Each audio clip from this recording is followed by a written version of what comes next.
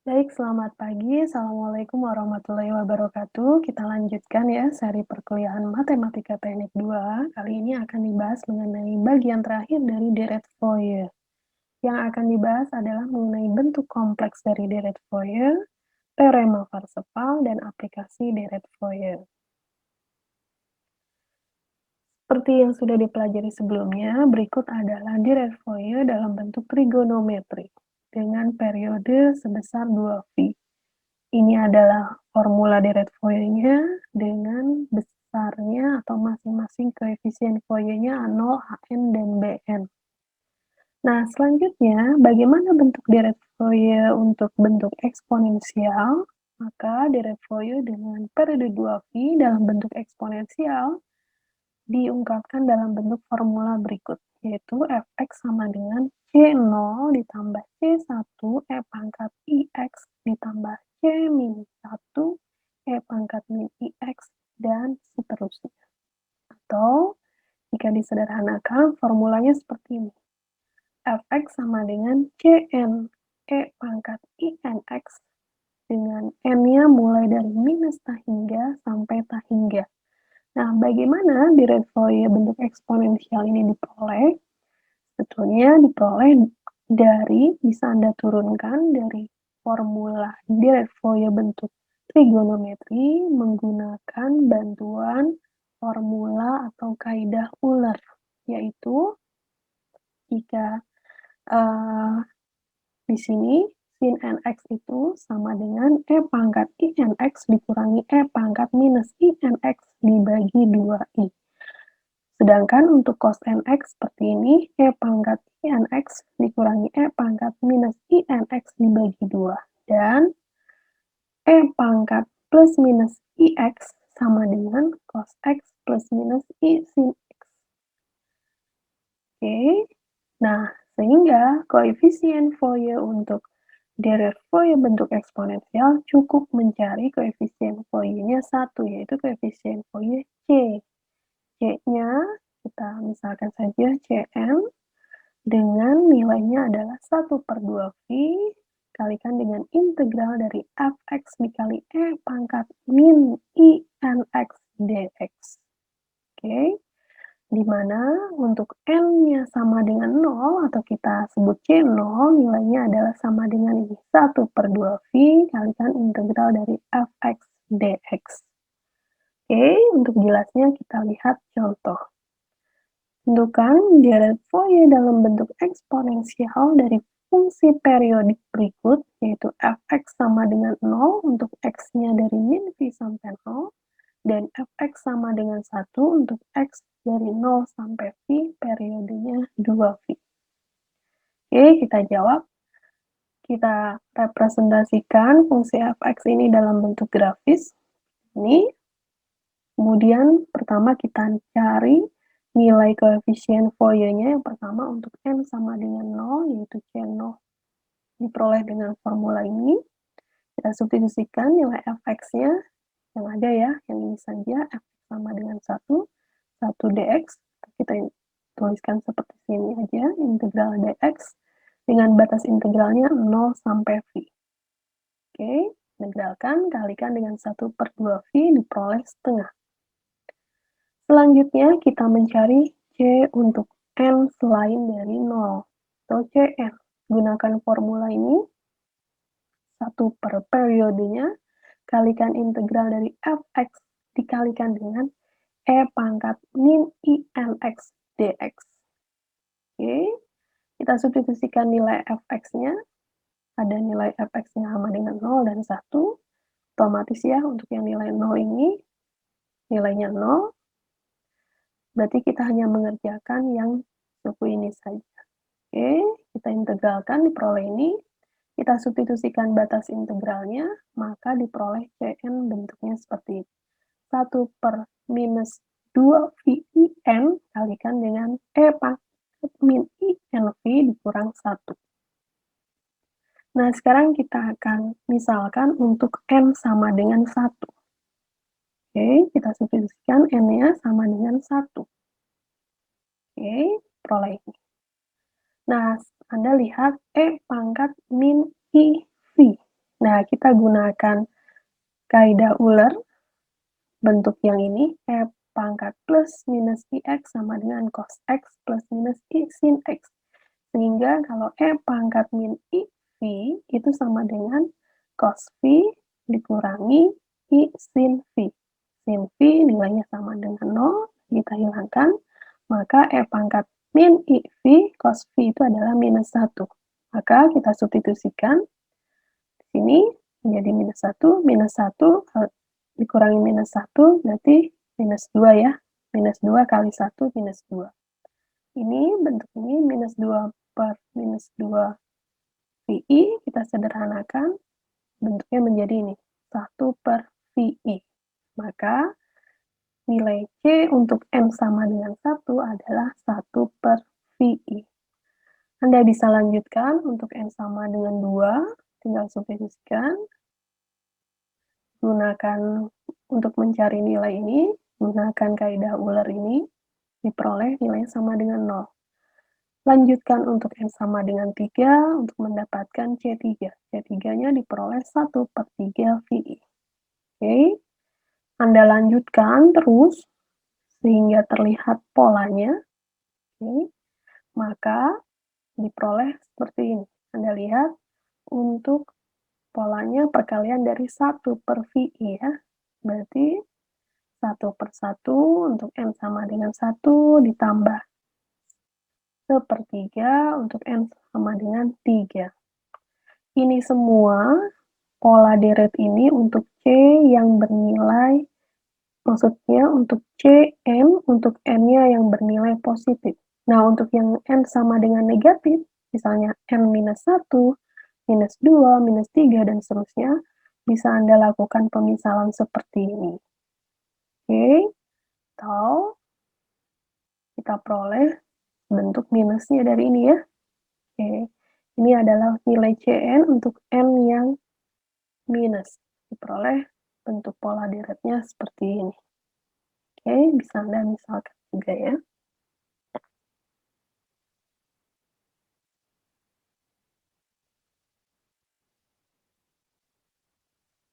Oke, nah sehingga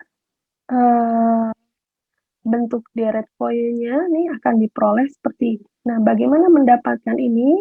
Nah, jadi yang dilakukan adalah kita gunakan formula dari deret Fourier bentuk eksponensial seperti ini, substitusikan masing-masing nilai C yang sudah kita dapatkan tadi, C0, Cn untuk N yang positif, dan Cn untuk N-nya yang negatif. Oke, tinggal substitusikan, maka diperoleh deret Fourier bentuk eksponensialnya adalah ini, terakhir. Oke, selanjutnya deret Fourier-nya kalau kita rubah periodenya dari 2V menjadi 2L, maka deret Fourier bentuk eksponensialnya menjadi seperti ini.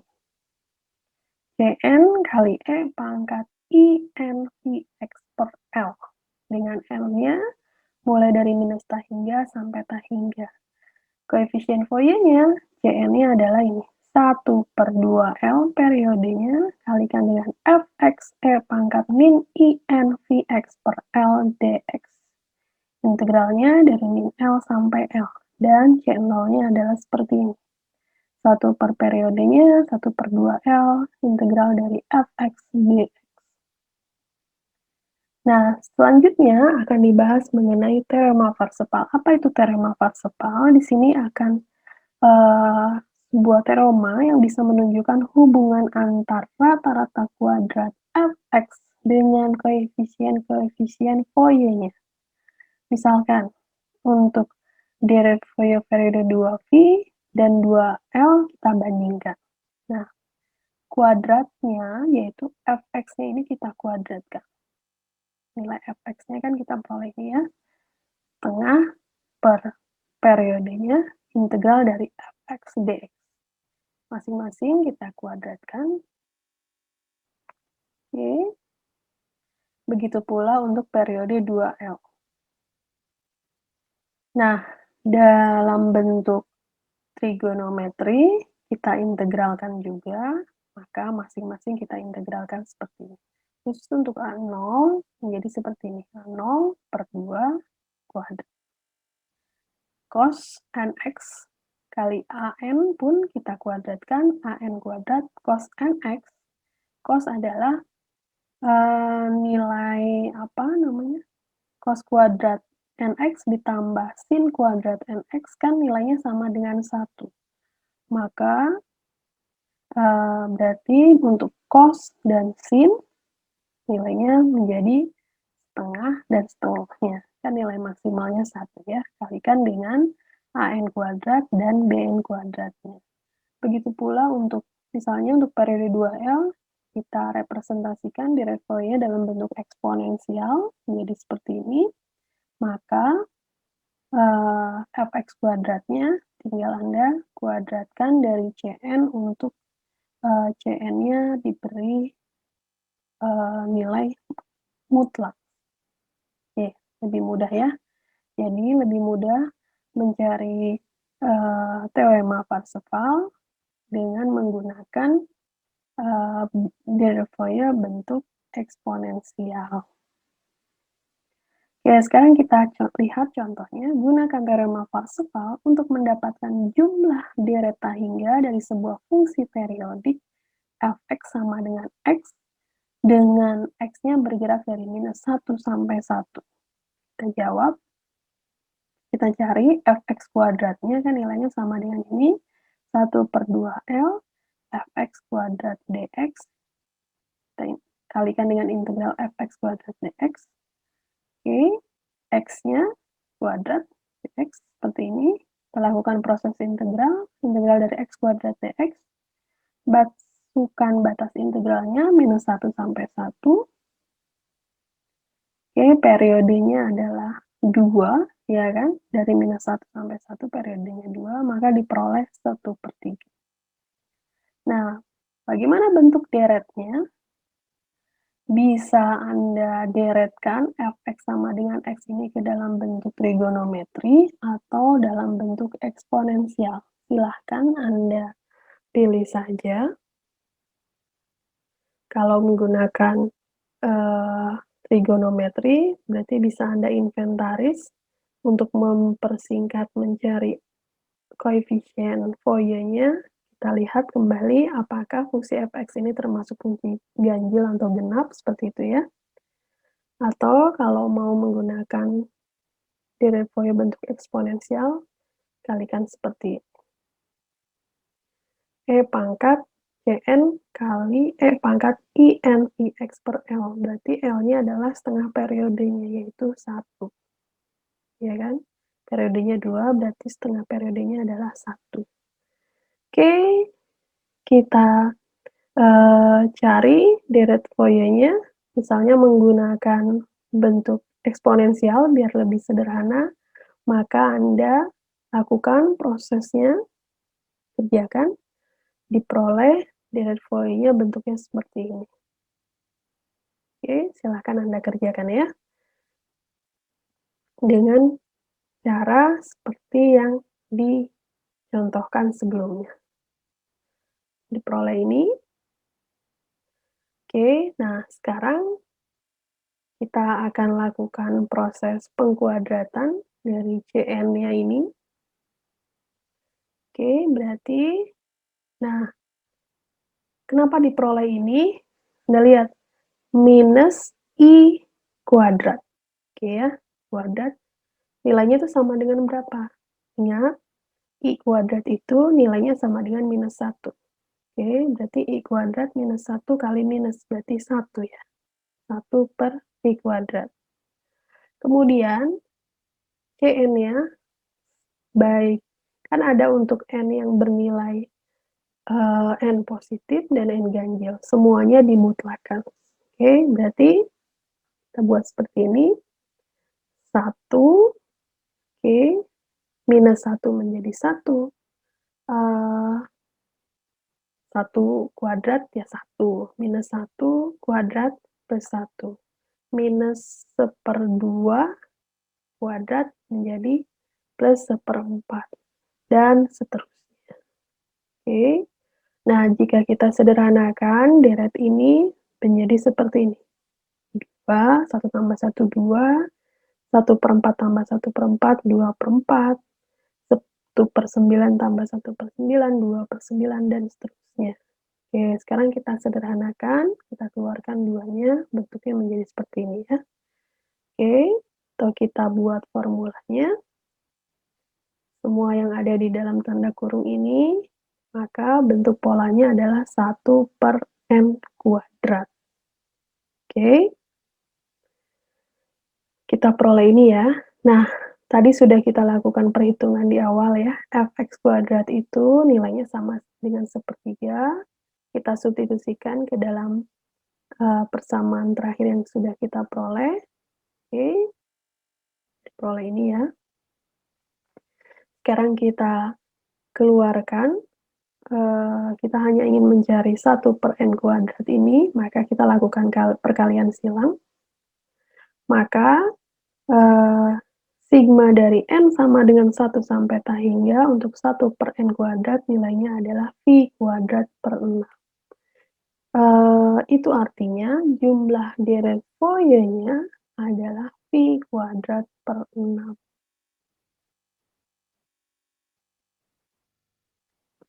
Selanjutnya bagian terakhir dari deret Fourier adalah aplikasi deret Fourier. Di sini kita akan lihat aplikasi deret Fourier dalam sebuah sistem, vibrasi. Oke, misalkan ada sebuah pegas,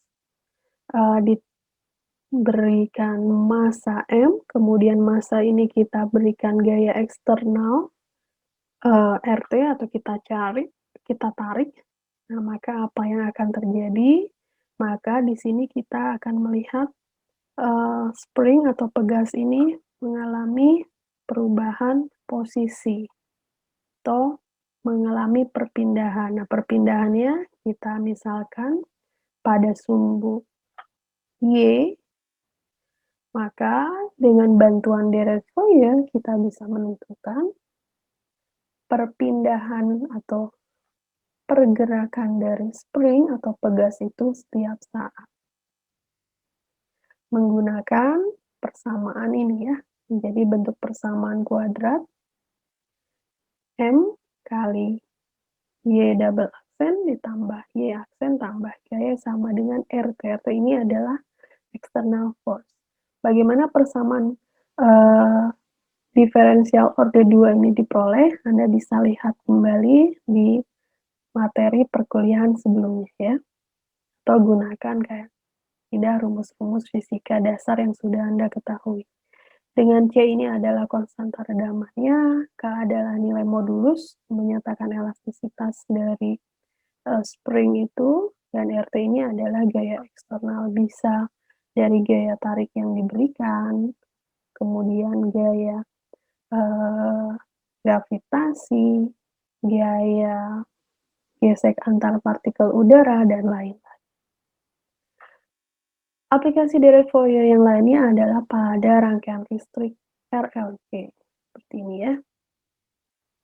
Nah, kita bisa melihat atau kita bisa menentukan berapa sih arus yang mengalir setiap saat pada rangkaian listrik RLC ini. Ini pun bisa kita cari menggunakan teori atau formula deret Fourier. Oke, kita lihat yang pertama ya. Mencari berapa besar perpindahan dari spring ketika diberikan gaya eksternal tertentu, pasti dia akan mengalami osilasi ya. Osilasi yang tentu saja dia berupa dihasilkan sampai lama-lama kan spring ini akan berhenti, maka bisa kita katakan terjadi osilasi dengan periodenya non-sinusoidal ya, karena lama-lama periodenya akan mengecil, akhirnya berhenti. Oke, misalkan seperti ini, massanya 1 gram, kemudian konstanta redamannya adalah 0,05 gram per second, kemudian modulusnya 25 gram per second kuadrat ya, ini harusnya second kuadrat. Diperoleh persamaan diferensial orde 2-nya seperti ini. Oke. Nah, misalkan gaya eksternal yang diberikan, gaya tarikan yang kita berikan, misalnya pada saat P dari min V sampai 0, bentuk grafisnya seperti ini. Oke. Kemudian dari 0 sampai V, gaya eksternalnya pada waktu 0 sampai V, gaya eksternalnya direpresentasikan pada garis yang ini, garis biru ini ya. Nah, maka di mana posisi direct void-nya? Direct void-nya bisa kita buat untuk menganalisis, mengkuantifikasi nilai dari RT ini. RT ini kita buat persamaan garisnya, oke, bentuknya seperti ini ya. Nah, nilai RT inilah yang akan kita cari direct void-nya. Oke.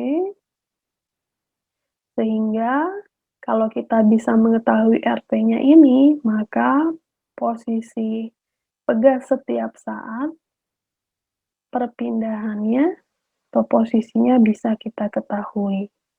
Oke, pertama cari dulu direct void dari RT ini, kita cari dulu direct void-nya. Anda lakukan bisa menggunakan direct void bentuk trigonometri atau eksponensial. Di sini gunakan bentuk direct void trigonometri, diperoleh RT-nya seperti ini. Silakan Anda kerjakan ya. Seperti menggunakan panduan dari perkuliahan yang disampaikan sebelumnya. Anda diperoleh nilai RT-nya seperti ini. Nilai RT ini akan disubstitusikan ke persamaan diferensial. Nah, ini lihat. Ini bentuk general seperti ini ya. 4 per V kali dengan N kuadrat kali cos N T, dengan N-nya mulai dari 1, 3, dan seterusnya.